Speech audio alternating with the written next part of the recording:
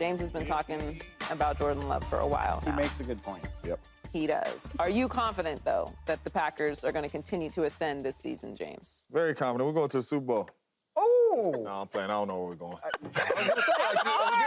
we doing this? Dave was so confused. Dave was like, Are we doing this? I was like, are we betting? what's happening? Because I'm ready. I'm definitely on the hype train, though. The Green Bay Packers is going to be a really, really, really good football team. You add Josh Jacobs. You got Jordan Love, who is going to be a superstar in this league. It is only 5 quarterbacks that has ever thrown for 4,000 yards and 30 touchdowns in their first season. So Jordan Love is like that. There is no throw he cannot make. And you see the list right here. The Brock Purdy, the Justin Herbert, obviously Patty on that thing, Kurt Warner, and then you got the young Jordan Love. But there's no throw he cannot make. He benefited from sitting behind Aaron Rodgers and learning. I think he is going to be a superstar at the quarterback position. And then to get him Josh Jacobs in the running game. And I talked about it during the playoffs last year. They have 4 really good young wide receivers that you do not have to pay no time soon, and you can still build this roster around Jordan Love. The Packers are going to be a good football team for a long time under Jordan Love. I agree. I think this division is going to be the toughest division, or up there with the toughest division in the NFL. Really, after this year, I think it will be cemented as such, especially once we see what the Vikings are able to build, because you've already got the Packers and Lions as real contenders in the division, and now you add everything that the Bears have going on. So right now I think it's the AFC North, but they're going to be up in discussion very, very quickly. Outside of that list that you just pulled up, James, he is also one of 4 quarterbacks this year to have 4,000 passing yards and 30 touchdowns. Dak, All-Pro, runner-up in MVP, Goff, who was in the NFC Championship game, and Purdy, who played in the Super Bowl. Yep. So I think that there are really good comps for his numbers. We saw what he was able to do in Dallas. Certainly Cowboys fans remember that.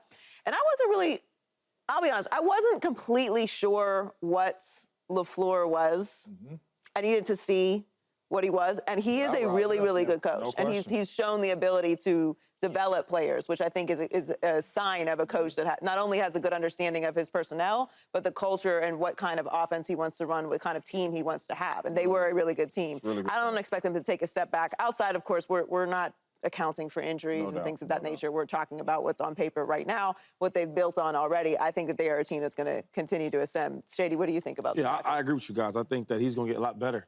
I mean, this is his first year starting, right? And I always say that in your first year, I mean, that's the worst he'll ever be, right? Because he's going to get better and better and better. Great. And you talked about him with Fleur. I want to give him some credit because when Aaron Rodgers was there, you didn't get a chance to really see him really be the coach that we wanted to see, right? It's like he got a GOAT here that's been here for so long. Has accomplished way more than you have. It's like, okay, whatever Aaron kind of wants, Aaron kind of gets. Now you get to see some coaching, right? If you watch this year, you see the different formations. You see getting everybody involved, running the ball, right? Keeping everybody honest. And then small things like letting Jordan Love and the option game, right? RPO game, like all those type of things, utilizing his legs and his arms.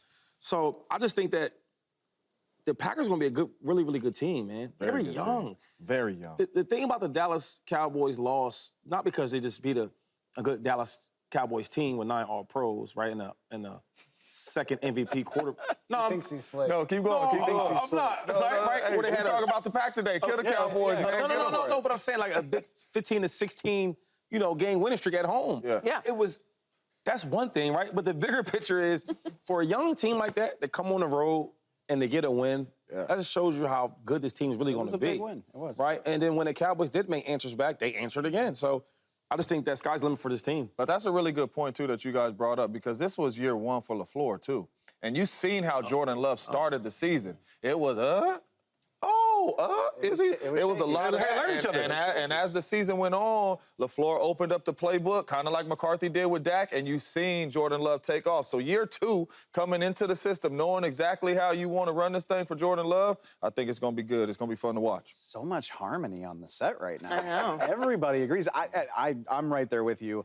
I did this yesterday, but I'll throw it up again. My power rankings from this week, if I can see them. Pack at the top? From FoxSports.com. Who's number 2? I got him number 6 in the entire NFL. I mean, we got some contenders. Can you go down to the list, though? Let's go to the list, though, Dave. No, that's not the segment. Number 1, the What Chiefs. do you disagree with? That's not what I was trying to do, guys. You got the Eagles as the 2nd-best team in football? Are you blind? Look, what do you mean? Why you ask me right next to you? Look. The Eagles' talent. I know this is a Packers segment. The Eagles' talent combined with what they did in the offseason, what's not to like? They were an 11-1 team last year. They add Saquon Barkley. They do good work in the draft. Their 2 top draft picks are defensive players. So you hoping and wishing right now? That's not hoping and wishing when you're talking about top 40 picks. And Vic Fangio, come on, they brought in better. Aren't we doing the Eagles later in the show? We're literally talking about track. I was trying to compliment your team, and you got me over here defending a different take entirely. Was the Ravens on your list? Yeah, they're after the Packers. Ravens lost a lot. They somewhere down there. Which actually, I will use this to make my point. The Packers, a lot of teams at the top of the league, even the best ones, have guys they need to replace. Who did the Green Bay Packers lose from last year's team? Aaron Jones. Aaron Jones, who they replaced with Josh Jacobs. Exactly. Other than that, like David Bakhtiari played 1 game for this team. Yeah, They add a first-round pick on the offensive line. We haven't even brought up the defense. Oh, come on. Packer fans. Come on now. How you feel about replacing Joe Barry finally after 3 years? Talk to him. Jeff Hafley doesn't even have to be great. This Packer defense just has to be middle of the pack. Look at our squad. They got to the second round of the playoffs with a defense that was 27th in defensive DVOA. They weren't good. 27. 27. That's and pretty then close to the bottom. I know it might be hoping and wishing, James, but they added 2 big draft picks to their defense as well. The sky free agents. is the limit. Sound like for we these should guys. be up a little bit, huh? 6 is a perfectly reasonable place for them to be. They are still one of the youngest teams in the NFL, but I'm so excited about them. But what I love about that playoff win and them being a young team is the experience that it gives you. So going on the road and beating that Dallas team, having won, 16 games in a row, 16 at home in a row, Dallas is a really good team. And a veteran team. A veteran team, great at home, a streak. That is a hard place to go into and win. And you're a young team, and you know when you're a young team, and this is your first time there, you have those nerves. You don't know what to expect. It's hard to win. It's hard to win on the road during the regular season. In that environment, to go in and play the way that they played, and the score was not indicative whatsoever of what that game was. I think that gives you a bit of confidence going into next season. Okay, we know what we're capable of doing. We did it last year. We know what to expect when we get to the postseason and we don't get to play at home. We know how we can match up against some of the best talent in the league, just despite the fact that we're young. So, and I think that gives LaFleur a lot of confidence too. No doubt. And the one thing that's going to change this year, though, is expectation. Yes. It was 0 expectation on the Green Bay Packers last year, right? How is Jordan Love going to look? We don't care if he's bad. We don't care if he's good. The expectations is up now. Jordan Love ain't sneaking around no more. These guys know who we are. The defensive coordinators is right now watching film on how to stop him and slow down him. So it is going to be a learning curve for him again, but he'll show up. He'll be ready to go. They do play the NFC's toughest schedule in 2024. They're tied for the 4th toughest schedule in the NFL. You got it in front of you? Like who? I don't have it in front of me, but I mean, I have they play the NFC North, which that right off the bat makes it difficult. Correct. But they got the Eagles on the schedule. That'll be fun.